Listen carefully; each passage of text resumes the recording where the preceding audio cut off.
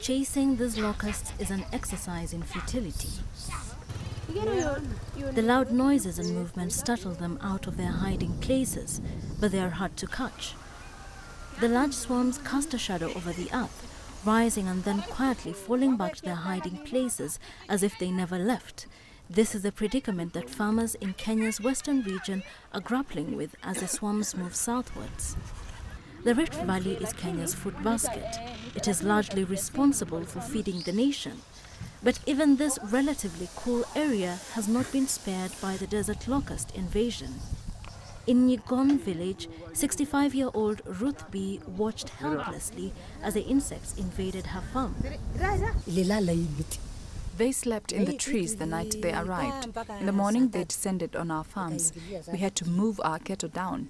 Everything now is at a standstill. Since they came, we've had nothing but problems.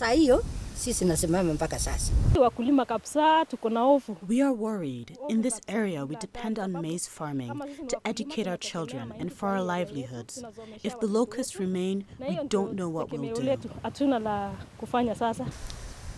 With their livelihoods threatened, everyone had to join hands to help chase the locusts away.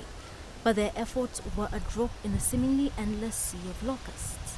A section of farmers in Worsen County say the desert locusts have not wreaked much havoc on their farms, but this is largely because many of them are yet to sow this year's crop, and as more swarms continue to arrive, they fear that next year's harvest could be in jeopardy. As long as the locusts remain here, we won't plant our crops because we will suffer double losses. We'll lose the seeds we plant together with the year's harvest. It is a state of affairs that scientists say is unusual but not entirely unexpected, as the locusts move in search of suitable areas to lay their eggs. There was very good vegetation, very high relative humidity due to more than usual rains, and the locusts have been moving from northeastern Kenya. As the winds were pushing, they really ride on the winds to migrate. They change with the winds all the way to western Kenya, parts of eastern Uganda now. That's how the migration happened.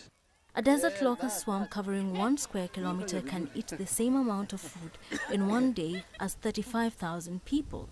And this is why farmers heaved a sigh of relief when, a few days after they arrived in Uasin Gishu, the swarms migrated. The same winds will now take these locusts as young adults, as swarms now to areas like Ethiopia, Eritrea, parts of Djibouti, South Sudan and Sudan.